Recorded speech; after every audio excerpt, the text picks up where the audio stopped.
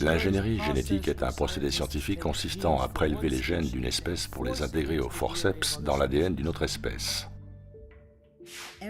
Chaque étude indépendante menée sur l'impact d'une alimentation génétiquement modifiée démontre des dommages sur les organes, une infertilité accrue, un système immunitaire affaibli, l'apparition de trous dans le tractus gastro-intestinal et l'endommagement du fonctionnement naturel de multiples organes.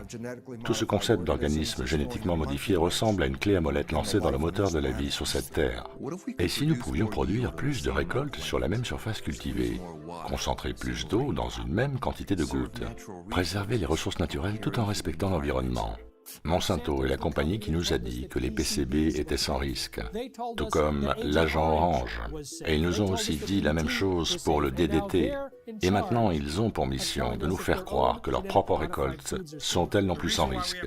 La raison pour laquelle nous avons 170 millions d'acres de plantations génétiquement modifiées de maïs, de soja, de coton, d'huile de canola et de betteraves sucrières aux États-Unis est que l'étiquetage des produits n'est pas obligatoire.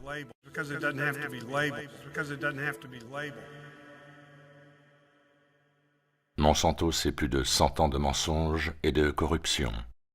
Les citoyens de ce monde doivent s'unir et exiger que les produits à base d'OGM soient proprement étiquetés. Ils doivent pouvoir décider par eux-mêmes s'ils veulent les consommer.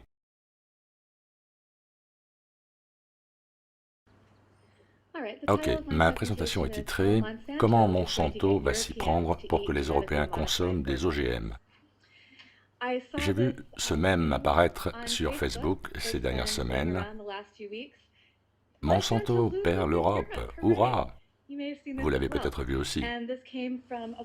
Ça, c'est un extrait d'un autre mème. Monsanto dit à l'Europe, nous ne vendrons que des semences biotech où elles bénéficient d'un large support chez les agriculteurs et chez les politiciens et où la réglementation fonctionne.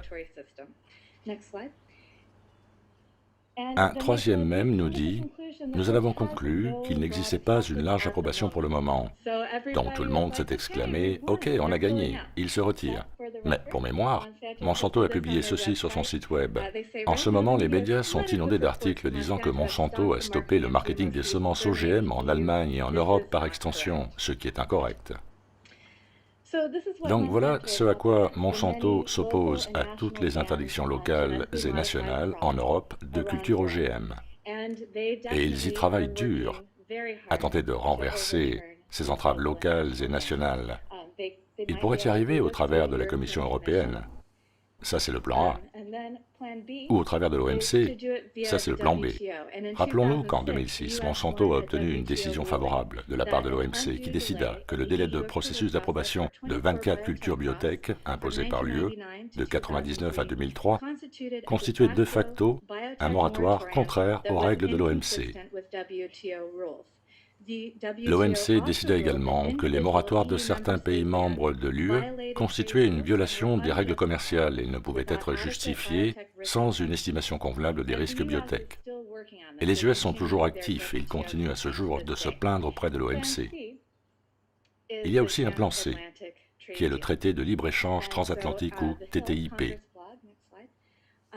Le Hill, un blog pour les lobbyistes du Congrès US, décrit les négociations du TTIP comme l'unique opportunité pour les entreprises US de semences de modifier tout le processus en fonction de leurs besoins. Et il n'y a pas que Monsanto et les autres entreprises de semences qui sont excitées par ce traité transatlantique. Food Drink Europe, une association professionnelle représentant les plus grosses entreprises au monde du secteur alimentaire, avec Nestlé en tête, a fait une déclaration publique lors de négociations US-Europe sur le libre-échange, dans laquelle ils disent qu'ils abandonneraient volontiers leur pression vis-à-vis des lois de l'UE bloquant les produits contaminés par ce qu'ils décrivent comme un faible niveau d'OGM, qui sont eux approuvés aux US mais pas encore en Europe, s'ils n'avaient pas à faire face à ce qu'ils appellent de nouvelles barrières comme la loi US de modernisation de la sécurité alimentaire.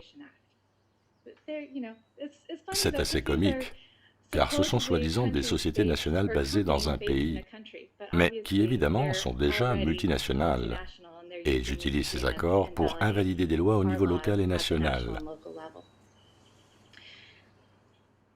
Donc, l'Union européenne a déjà levé son interdiction d'import de bœuf et porc vivants traités à l'acide lactique, mais les législateurs US veulent que l'UE lâche plus de mou dans sa réglementation sur la sécurité alimentaire. Ils veulent une levée de l'interdiction sur les OGM. Le représentant du commerce US, Ron Kirk, a déjà fait une demande publique auprès de l'UE lui demandant de mettre les OGM à l'ordre du jour. Puis, dans le rapport de 2013 sur les obstacles techniques du commerce dont on vient de parler, le représentant du commerce US déclare que l'emploi de restrictions sur l'utilisation de biotechnologies se fait au détriment des exportations US. Ensuite, et ceci grâce à Wikileaks et Food and Water Watch, on peut voir ce que le département d'État US fait, comment il s'y prend dans les coulisses pour favoriser Monsanto et d'autres sociétés biotech. En 2010, Wikileaks a fuité un paquet de câbles diplomatiques échangés entre 2005 et 2009. Food and Water Watch les a passés au peigne fin et a trouvé 200 câbles sur 926 provenant de 130 pays dont le sujet concernait les OGM et l'agriculture biotech. 38% émanaient d'ambassades aux États-Unis. Et nous pouvons maintenant lire le département d'État, dans ses propres mots, se plaignant de l'étendue de la résistance des consommateurs aux OGM en Allemagne et de l'inexistence absolue d'une volonté de la part des consommateurs ou des producteurs de consommer ou cultiver des OGM en Autriche, et de la difficulté qu'ils ont eue à finalement vaincre la résistance de la Hongrie, et de leur déception de n'avoir aucun signe de changement d'attitude de la part du public sur l'interdiction d'y cultiver du maïs OGM, et des efforts qu'ils doivent faire pour limiter l'influence négative de l'UE vis-à-vis de la biotechnologie. De plus, nous savons aussi, toujours grâce à Wikileaks et Food and Water Watch, que Monsanto a aidé les ambassades et les représentants du commerce US à cibler leurs efforts diplomatiques en leur indiquant quels pays membres de l'UE étaient pro-biotech, anti-biotech ou non déterminés.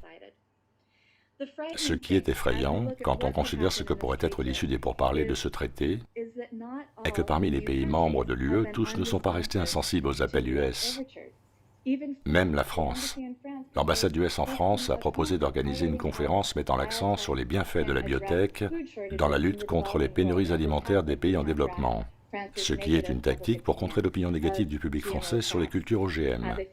Ils ont pensé que la France s'y ouvrirait et l'Espagne aussi, qui est le pays membre de l'UE qui cultive le plus d'OGM, ce qui encourage Monsanto à continuer son effort de ciblage pour faire accepter les cultures OGM en Europe. La Roumanie, avec son industrie biotech bien en place, a été poussée à rejoindre l'UE afin de jouer un rôle actif au sein de l'Union et préserver ainsi les options biotech pour les agriculteurs. Le département d'État a pressé la Roumanie de devenir un modèle de réussite et un avocat de la cause agrobiotech au sein de l'Union européenne. En 2008, la Bulgarie a soutenu une proposition de la Commission européenne d'approuver de nouvelles variétés de cultures OGM. La République tchèque, en 2007, a soutenu elle aussi l'approbation de deux nouvelles variétés de maïs et de betteraves sucrières en culture OGM à l'intérieur de l'Union européenne. Et nous lisons aussi les câbles détaillant la stratégie biotech du département d'État, consistant à réitérer ses efforts dans la recherche et l'obtention d'une totale acceptation de l'UE des règlements de l'OMC mis à jour en 2006. En France, l'ambassade US encouragea de virulentes représailles contre ce que l'OMC considère comme des obstacles au commerce imposés par l'UE. Et pour finir, quel meilleur choix pour défendre la position US qu'Islam Siddiqui, le représentant au commerce US et principal négociateur pour l'agriculture.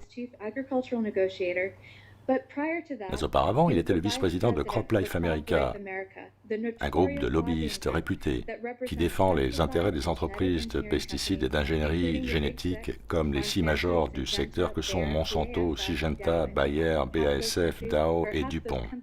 La moitié de ces sociétés est européenne, mais est néanmoins représentée par CropLife America. Un CropLife est l'entité qui a notoirement réprimandé la première dame, alors qu'elle cultivait un jardin potager bio à la Maison-Blanche, sans pesticides. Avant d'être à CropLife, Islam Siddiqui était un fervent avocat de l'agriculture chimique et de la biotech pour le département de l'agriculture sous Clinton. C'est lui qui a eu cette brillante idée en 97 et 98, idée qui fut rejetée par la communauté bio, qui consistait à introduire les boues d'épuration et de radiation issus des cultures OGM dans les directives du département de l'agriculture US concernant le bio. Et bien sûr, pour obtenir son poste actuel dans ce même département d'État, il n'a pas été inutile de faire partie des plus gros collecteurs de fonds pour Obama. Donc, voilà ce à quoi nous faisons face.